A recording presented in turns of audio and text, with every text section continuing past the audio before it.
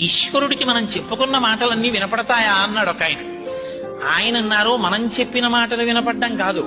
నీ ఇంట్లో పాకుతున్న ఎర్రచీమలలో బాగా చిన్న ఎర్రచీమని భూతద్దం పెట్టి నువ్వు సెలెక్ట్ చేసుకుని దాన్ని జాగ్రత్తగా చచ్చిపోకుండా పట్టుకుని మీ ఇంటి కంసాలి దగ్గరికి తీసుకెళ్లి